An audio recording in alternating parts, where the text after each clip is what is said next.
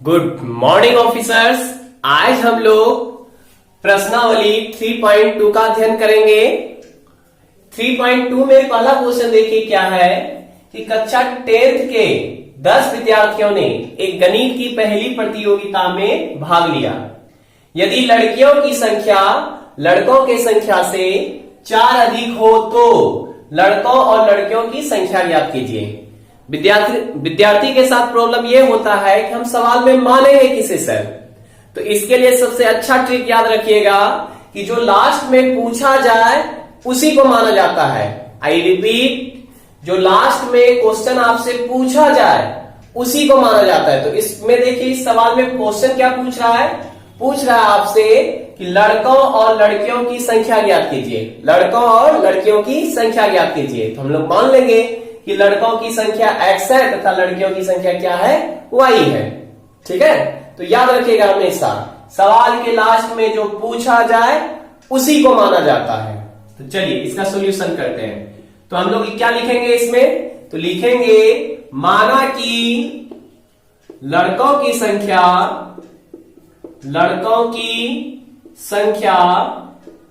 x है तथा लड़कियों की संख्या कितना है, y है।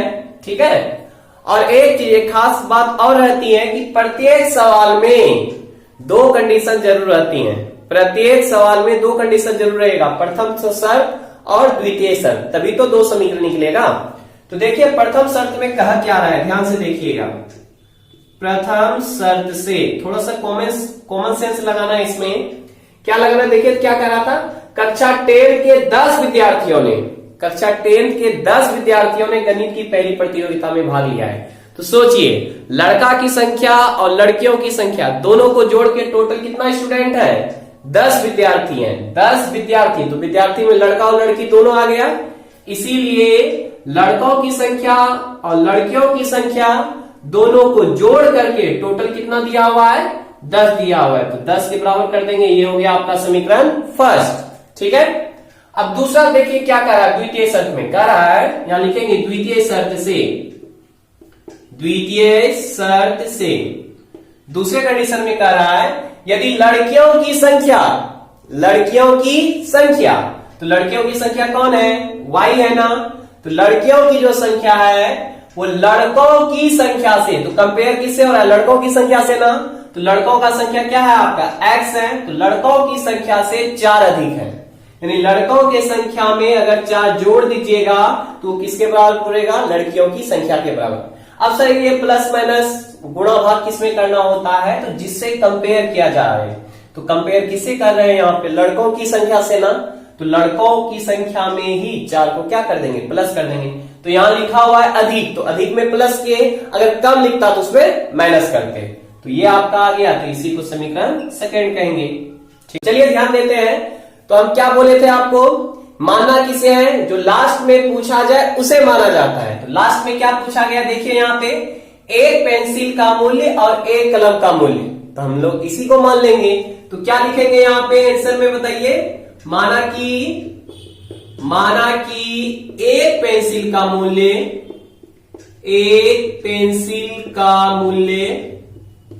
बराबर x रुपया हो गया तथा एक कलम का मूल्य कितना रुपया है, y रुपया है। तो xy से मान लिए। ठीक है, अब देखिए सवाल में कह क्या रहा था, क्या बताए थे, प्रत्येक समीकरण में 2 शर्त रहेगा। तो प्रथम शर्त देखिए ऊपर में दिया हुआ है, सेकंड शर्त नीचे दिया हुआ है। तो प्रथम शर्त से यहां लिखेंगे, प्रथम शर्त से क्या लिखेंगे, तो 5 पेंसिल तथा 7 कलमों का कुल मूल्य 50 रुपया है। तो देखिए यहाँ पे एक पेंसिल का मूल्य x रुपया है, तो 5 पेंसिल का मूल्य कितना हो जाएगा, 5x हो जाएगा। इसके बाद प्लस, अब इसके बाद देखिए क्या कर रहा है, 7 कलमों का मूल्य, तो एक कलम का मूल्य है y रुपया, तो 7 कलम का मूल्य कितना हो जाएगा, 7y हो जाएगा। और दोनों को जोड़ करके टोटल कितना रुपया दिया है वो, 50 रुपया। तो 50 के बराबर कर देंगे, समीकरण हो गया फर्स्ट। अब दूसरा समीकरण देखिए, कह रहा है 7 पेंसिल तथा 5 कलमों का कुल मूल्य। तो 7 पेंसिल, तो यहां लिखेंगे द्वितीय शर्त से द्वितीय शर्त से। अब ध्यान दीजिएगा, एक पेंसिल का मूल्य x रुपया है तो 7 पेंसिल का मूल्य कितना हो जाएगा, 7x हो जाएगा। ठीक है, अब उसके बाद देखिए, एक कलम का मूल्य y रुपया है तो 5 कलम का मूल्य कितना हो जाएगा, 5y हो जाएगा। और दोनों को जोड़ करके ना टोटल है 46 रुपया, तो दोनों को जोड़ करके बराबर कर देंगे 46। समीकरण हो गया सेकेंड। इसमें जो है ग्राफीय विधि से भी हल करने के लिए बोला जा रहा है, तो ग्राफीय विधि से हम लोग नेक्स्ट क्लास में इसका अध्ययन करेंगे। 1 नंबर के बाद मैं डायरेक्ट 5 नंबर पे जा रहा हूं, क्योंकि इससे समीकरण निकालने वाला है। इसके बाद हम लोग 2 नंबर पे जाएंगे। तो चलिए 5 नंबर सवाल पहले देख लेते हैं। और ये सवाल जो है काफी इंपॉर्टेंट रहता है आपके लिए, क्योंकि इस तरह के सवाल जो है मॉडल क्वेश्चन कहलाता है। तो चलिए ध्यान दीजिएगा, यहाँ कहा क्या रहा है क्वेश्चन, देखिए एक आयताकार बाग है, एक आयताकार बाग है। तो आयत में क्या होता है, लंबाई होता है और चौड़ाई होता है। ये आयताकार हो गया, बाग मतलब बगीचा होता है, ठीक ना। जिसकी लंबाई चौड़ाई से 4 मीटर अधिक है। लंबाई जो है ना चौड़ाई से, चौड़ाई जितना भी होगा उससे 4 मीटर अधिक है। ठीक है, अब इसके बाद आगे कह रहा है इसका अर्ध परिमाप, इसका यानी कि आयताकार बाग का अर्ध परिमाप 36 मीटर है। तो बाग की बीमाएं ज्ञात कीजिए। मैंने क्या बोला था, जो लास्ट में पूछेगा उसी को मानेंगे। तो लास्ट में पूछ क्या रहा है, बाग की बीमाएं। अब क्वेश्चन आता है कि बीमाएं क्या होती हैं। तो देखिए, आयत की बीमाएं होती हैं लंबाई और चौड़ाई। लंबाई और चौड़ाई को ही हम लोग कहते हैं बीमाएं। ठीक है, इसके बाद जब हम लोग वर्ग में जाएंगे तो वर्ग का जो भुजा होता है उसको कहते हैं बीमाएं। तो आयत की बीमाएं क्या होती है, लंबाई और चौड़ाई। यानी आपसे पूछा जा रहा है कि लंबाई क्या होगा इसका और चौड़ाई क्या होगा। तो जो पूछा जाता है उसको हम लोग मानते हैं। तो चलिए मानेंगे क्या, तो मानेंगे यहां पे इसका सॉल्यूशन इस तरह से करेंगे। माना कि आयताकार बाग की लंबाई को क्या मान लेते हैं हम लोग, x मान लेते हैं। तो लंबाई हो गया आपका x मीटर। ओके, लंबाई हो गया आपका कितना, x मीटर, क्योंकि देखिए यहां मीटर में दिया है, इसके साथ मीटर लगा देंगे। तथा चौड़ाई, तो चौड़ाई को मान लीजिए y, तो चौड़ाई हो गया आपका y मीटर। ओके, अब देखिए प्रथम शर्त से क्या कर रहा है, प्रथम शर्त से, क्योंकि हर सवाल में आपको 2 शर्त जरूर दिया रहेगा, क्योंकि उससे 2 समीकरण निकलेगा। तो प्रथम शर्त में कह रहा है जिसकी लंबाई चौड़ाई से 4 मीटर अधिक है। लंबाई जो है, तो लंबाई कितना है, x है। लंबाई जो है चौड़ाई से, क्या बोले थे, जिसके साथ का, के, की, सा से सी लगा रहेगा उसी के साथ हम लोग प्लस माइनस करते हैं। तो चौड़ाई से है ना, तो चौड़ाई से 4 मीटर अधिक है। अब 4 मीटर अधिक है, अधिक में क्या करते हैं, प्लस करते हैं। कम बोलता तो माइनस करते हैं। यहां कहा है 4 मीटर अधिक है तो +4 कर देंगे। तो जैसे ही चौड़ाई में 4 मीटर अधिक करेंगे तो किसके बराबर हो जाएगा, लंबाई के बराबर हो जाएगा। तो समीकरण 1 ये आपका हो गया, समीकरण फर्स्ट। अब देखिए द्वितीय शर्त से दूसरे शर्त में देखिए क्या कह रहा है, सवाल क्या कीजिएगा, कह रहा है इसका अर्ध परिमाप 36 मीटर है। अर्ध परिमाप 36 मीटर है। तो आप बताइए कि बाग का परिमाप पहले क्या होगा, ये पहले बताइए। यानी आयत का परिमाप क्या होता है, 2 इंटू लंबाई प्लस चौड़ाई होता है ना, 2 इंटू लंबाई प्लस चौड़ाई होता है, आयत का परिमाप होता है। तो बात तो आयताकार है तो आयत का परिमाप हो गया। लेकिन इसमें बोल रहा है अर्ध परिमाप बोल रहा है, तो इसके साथ जब अर्ध लगाएंगे तो अर्ध मतलब आधा कर रहा है, तो आधा करने के लिए 2 से क्या कर देंगे, भाग कर देंगे। 2 से भाग लगाइएगा तो ये 2 कट जाएगा, तो बचेगा क्या आपका, तो बाग का अर्ध परिमाप बराबर लंबाई प्लस चौड़ाई। तो बताइए अर्ध परिमाप दिया कितना आपके पास, 36 दिया हुआ है, तो 36 बराबर हो गया आपका लंबाई प्लस चौड़ाई। तो लंबाई आपका x है और चौड़ाई आपका y है। इसी चीज को आप अरेंज करके लिख सकते हैं, इधर RHS में तो इसको LHS में भी लिख सकते हैं और 36 को आप उधर भी भेज सकते हैं। ये समीकरण हो गया आपका सेकेंड। तो 2 समीकरण निकल गया। हल करने बताएंगे आपको, इसके लिए टेंशन नहीं लेना आपको, पहले समीकरण निकालने में सीखेंगे। ठीक है, अब यहाँ पे अनुपातों की तुलना किसका किया जाता है, इसका जो गुणांक है A1, A2, B1, B2, C1, C2, इसी के अनुपात को हम लोग अनुपात यहाँ पे कहेंगे। ठीक है, अब अनुपात इसका कैसे चेक किया जाता है, जैसे A1/A2 निकाल लिए, इसके बाद B1/B2 निकाल लिए, इसके बाद C1/C2 निकाल लिए।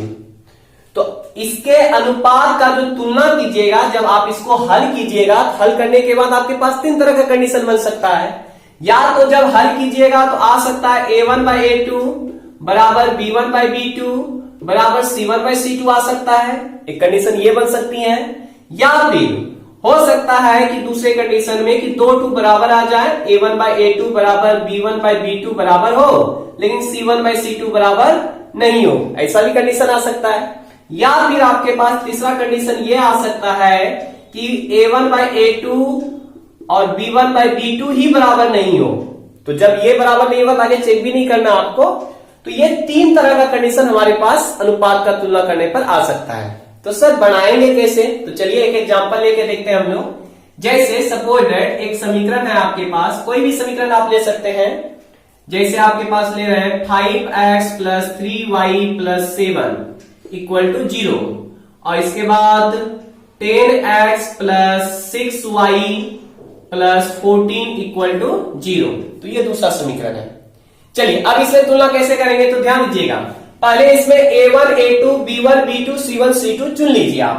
तो a1 a2 चुनिए, तो a1 और a2 पहले चुन लीजिए। a1 का मान कितना आपके पास 5 है, a2 का मान कितना आपके पास 10 है। इसके बाद b1 b2 चुन लीजिए, b1 b2, तो b1 का मान कितना आपके पास 3 है, b2 का मान कितना आपके पास 6 है। फिर c1 c2 चुन लीजिए इसमें, तो c1 का मान कितना आपके पास 7 है, c2 का मान कितना आपके पास 14 है। अब इसके बाद हम लोग तुलना करके देखते हैं, यानी कि a1/a2 b1/b2 c1/c2 निकाल के देखते हैं हम लोग। a1/a2 तो देखिए, तो a1 का मान कितना है 5 है, a2 का मान कितना है 10 है। तो बटे करेंगे, तो जब इसको कटाइएगा तो 5 1 जा 5, 5 2 जा 10 हो जाएगा, तो 1/2 हो जाएगा। अब इसके बाद b1/b2 करके देखिए, तो b1 का मान कितना आपके पास 3 है, b2 का मान कितना आपके पास 6 है। इसे भी घटाइएगा तो 3 1 जा 3, 3 2 जा 6 हो जाएगा, तो 1/2 हो जाएगा। इसके बाद c1/c2 करके देखिए, तो 7/14 हो जाएगा यहाँ पे देखिए। इसके बाद इसको भी घटाइएगा, तो 7 1 जा 7, 7 2 जा 14, तो 1/2 आ जाएगा। ठीक है, तो यहां पे आप क्या देख रहे हैं कि तीनों का जो अनुपात का मान है वो 1/2 1/2 1/2 है, 1/2 1/2 1/2 है। इसका मतलब तीनों बराबर है आपका। इसका मतलब यहां पे तुलना करने पर हम क्या पाते हैं कि a1/a2 बराबर है b1/b2 बराबर है c1/c2 के। ठीक है, अब इसी तरह से हो सकता है कोई सवाल आप सॉल्व किए तो 2 बराबर आए, तीसरा बराबर नहीं आए, या हो सकता है कि आगे का ही 2 बराबर नहीं आए। तो इस तरह से हम जब आप कंपेयर किए, अनुपात का तुलना किए और आगे का ही 2 बराबर नहीं आया, तो उस कंडीशन में उसका जब ग्राफ बनाइएगा, इस समीकरण का जब ग्राफ बनेगा तो एक दूसरे को प्रतिच्छेदित करेगा, यानी एक दूसरे को एक बिंदु पर क्या करेगा प्रतिच्छेदित करेगा। यानी इसका जो आलेख होगा वो कैसा होगा, प्रतिच्छेदी रेखा मिलेगा, प्रतिच्छेदी रेखा मिलेगा, यानी जब इसका ग्राफ बनाएंगे। ठीक है, और इसके बाद इस कंडीशन में क्या मिलेगा कि जब 2 बराबर हो, तीसरा बराबर नहीं हो, तो इस कंडीशन में जब उसका ग्राफ बनाइएगा तो आप ग्राफ बनाने के बाद देखिएगा कि वो दोनों रेखा क्या होगा, एक दूसरे के समांतर होगा। यानी यहां जो रेखा मिलेगा वो कैसा रेखा मिलेगा, समांतर रेखा मिलेगा। ठीक है, अब जब तीनों बराबर होगा तो उस कंडीशन में ग्राफ कैसा बनेगा, तो जब आप ग्राफ बनाइएगा तो देखिएगा आपके पास एक रेखा, एक समीकरण से एक रेखा मिलेगा, दूसरे समीकरण से दूसरा रेखा मिलेगा, और दोनों एक दूसरे के ऊपर ही होगा, दोनों एक दूसरे के ऊपर होगा। इस तरह के ग्राफ को हम लोग बोलते हैं संपाती रेखा। इस तरह के रेखा को क्या बोलते हैं, संपाती रेखा कहते हैं। तो ये जो यहां पे लिखा हुआ है ये ग्राफ के बारे में बताया कि जब आगे का ही 2 बराबर नहीं रहेगा प्रतिच्छेदी रेखा मिलेगा, जब आगे का 2 बराबर हो तीसरा बराबर नहीं हो तो समांतर रेखा मिलेगा, जब तीनों बराबर होगा तो संपाती रेखा मिलेगा। ठीक है, अब हम लोग चर्चा कर लेते हैं हल के बारे में कि किसका कितना हल होगा। ठीक, तो याद रखिएगा जब प्रतिच्छेदी रेखा हो तो याद रखना कि 2 रेखा एक दूसरे को जितने बिंदु पे काटेगा उसका उतना हल होगा। 2 रेखा एक दूसरे को जितने बिंदु पे काटेगा उतना हल होगा। तो सोचिए जरा सा पहला नंबर केस में कि बताइए ये प्रतिच्छेदी रेखा कितने बिंदु पे काटती है, एक बिंदु पे काटती है ना। देखिए यहाँ इंटरसेक्ट कितने बिंदु पे काटेगा, एक बिंदु पे काटेगा, तो उसका कितना हल होगा, एक हल होगा। यानी इसका केवल एक हल होगा, केवल एक हल, और केवल एक हल को ही हम शुद्ध हिंदी में बोलते हैं अद्वितीय हल। ओ द्वितीय हल इसे कहते हैं। ठीक है, और जब मतलब रेखा जो है समांतर होगा तब कितना हल होगा, तो सोचिए दो रेखा समांतर है, ये एक भी बिंदु पे काटेगा क्या एक दूसरे को, कहीं भी आगे बढ़ाइए या नीचे बढ़ाइए कहीं भी काटेगा क्या, नहीं काटेगा। इसका मतलब इसका कोई भी हल नहीं होगा। इस कंडीशन में कोई हल नहीं होगा, कोई हल नहीं होगा। और देखिए संपाती के कंडीशन में क्या है, एक रेखा है और इसके ऊपर में दूसरा रेखा है। ये बताइए हर बिंदु पे काटते हुए चला गया ना, एक बिंदु यहां भी काटा, बिंदु बहुत सारा बिंदु है इसमें, तो प्रत्येक बिंदु पे ये काटते हुए चला गया कि कितने बिंदु पे काट रहा है, अनेक बिंदु पे काट रहा है, तो इसका हल भी कितना होगा, अनेक हल होगा। तो अगर हल की बात करेंगे तो इसका कितना हल होगा, अनेक हल होगा। अब इसी में देखिएगा, ध्यान दीजिएगा कि एक पूछा जाता है कि कौन सा समीकरण जो है संगत समीकरण है, कौन सा असंगत है। तो जिस समीकरण का कुछ ना कुछ हल निकले उसे हम लोग कहते हैं संगत समीकरण युग्म, जिसका कुछ ना कुछ हल निकले। तो देखिए यहां भी हल निकल रहा है, अनेक हल निकल रहा है, तो हल तो निकल रहा है ना, तो ये समीकरण कहलाएगा संगत समीकरण युग्म। ठीक है, अब यहां पे देखिए कोई हल नहीं है, तो एक भी हल नहीं है, तो ये संगत होगा या असंगत होगा, असंगत होगा, यानी कि इसका हल ही नहीं निकल रहा है। और इस कंडीशन में देखिए केवल एक हल, तो केवल एक हल मतलब एक हल तो है ना, जब एक हल है आपका तो ये भी क्या होगा, संगत। तो संगत कब होगा बताइए, जब समीकरण का हल निकलेगा तो वो क्या होगा, संगत होगा, और जिसका हल नहीं निकलेगा वो क्या होगा, असंगत होगा। एक क्वेश्चन और पूछा जाता है, कौन विरोधी होगा कौन अविरोधी होगा। तो सोचिए अगर हम किसी के संगति में है तो क्या हम उसका विरोध करेंगे, क्या नहीं करेंगे। जब हम संगति में रहेंगे, किसी के संगत में रहेंगे तो हम विरोधी नहीं होंगे, यानी अविरोधी होंगे। तो जो समीकरण संगत समीकरण युग्म कहलाता है वो अविरोधी समीकरण युग्म होता है, और जो देखिए असंगत है यानी मेरे संगति में नहीं है, इसका मतलब वो क्या होगा, मेरा विरोधी होगा।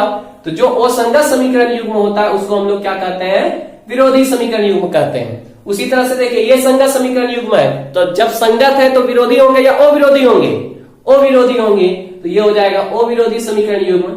एक चीज और पूछा जाता है, आश्रित समीकरण युग्म किसे कहते हैं। देखे थे ना आप, एक ग्राफ दूसरे ग्राफ पे आधारित था, इस तरह से जो ग्राफ रहता है उसको संपाती कहते हैं, और संपाती के कंडीशन में इसे आश्रित समीकरण युग्म भी कहते हैं। तो ये जो समीकरण युग्म है ये आपका आश्रित समीकरण युग्म भी कहलाएगा, आश्रित समीकरण युग्म कहलाएगा। ठीक है, इसे आप लोग नोट्स में अच्छी तरह से नोट डाउन कर लीजिए इसे। तो चलिए 2 का 1 नंबर देखिए, सवाल क्या आपके पास, 5x - 4y + 8 = 0, 7x + 6y - 9 = 0 है। अब इसमें से सबसे पहले क्या करेंगे, a1 a2 b1 b2 c1 c2 चुनिए और इसके बाद उसका अनुपात निकालेंगे। तो देखिए a1 by a2 है, a1 का मान कितना आपके पास 5, a2 का मान कितना आपके पास 7 है, तो 5/7 हो गई, ये तो कटेगा नहीं। आगे देखिए b1 by b2, तो b1 का मान तो चिन्ह के साथ उठाना है, तो 4 का चिन्ह क्या आगे में -4 है, तो -4 हो जाएगा ये। ठीक है, और यहां पे देखिए b2 का मान कितना आपके पास 6 है, ये कटेगा तो कटाइए इसको, 2 से कट जाएगा, 2 2 जा 4, 2 3 जा 6, तो -2/3 बचा। अब c1 by c2 करेंगे तो c1 का मान कितना है 8 है, और c2 का मान कितना है -9 है। अब ये तो कटेगा नहीं।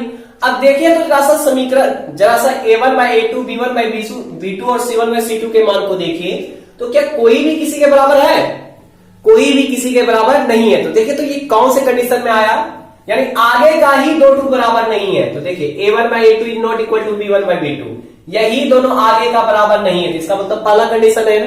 तो बताइए इसका जो ग्राफ होगा, आलेख होगा, वो एक दूसरे को कितने बिंदु पे काटेगा, एक बिंदु पे काटेगा, यानी कि इसका जो ग्राफ होगा वो कैसा होगा, प्रतिच्छेदी होगा। तो इसका आंसर हो जाएगा प्रतिच्छेदी। तो इसी तरह से आप लोग आगे चेक कर लीजिएगा, इनमें से जो कंडीशन आएगा वो हम लोग लिखेंगे। ठीक है, 3 नंबर का 4 नंबर क्वेश्चन बना लेते हैं। तो देखिए यहाँ पे क्या है, समीकरण है 5x - 3y = 11 है, और -10x + 6y = -22 है। ठीक है, अब इसकी तुलना करते हैं।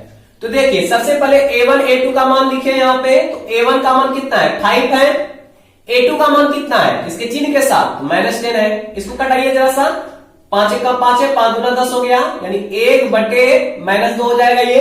ठीक है, अब आगे देखिए यहाँ पे b1 b2, तो b1 का मान कितना आपके पास -3 है, b2 का मान कितना आपके पास 6 है। ठीक ना, अब इसको कटाइए, तो 3 का 3 है, 3 दूना 6 हो गया, यानी -1/2 हो गया। आप माइनस नीचे दीजिए या ऊपर दीजिए, उससे कोई प्रॉब्लम नहीं है। तो आप इस माइनस को बीच में भी लिख सकते हैं। तो ये -1/2 है और ये भी -1/2 है, ठीक है। अब तीसरा चेक करते हैं C1/C2। लेकिन चेक करने से पहले आप इसको इधर ला लीजिएगा, यानी कि बाएं साइड ला लीजिएगा, इसके बाद सॉल्व करेंगे। तो 11 प्लस में है, बराबर के इधर आएगा तो ये किस में हो जाएगा, माइनस में 11 हो जाएगा, बराबर बचेगा इधर 0। और देखिए तो 22 इधर माइनस में है ना, तो बराबर के इधर आएगा तो ये किस में हो जाएगा, प्लस में हो जाएगा, बराबर हो जाएगा इधर 0। तो C1 का मान कितना आपके पास, -11 है। C2 का मान कितना आपके पास, 22 है। चलिए इसको कटाइए, तो 11 का 11, 11 दूना 22, यानी -1/2 हो गया। तो जब आप देख रहे हैं इस समीकरण को, मतलब तुलना को, A1/A2 का मान -1/2, B1/B2 का मान -1/2, C1/C2 का मान -1/2, यानी तीनों का मान बराबर है।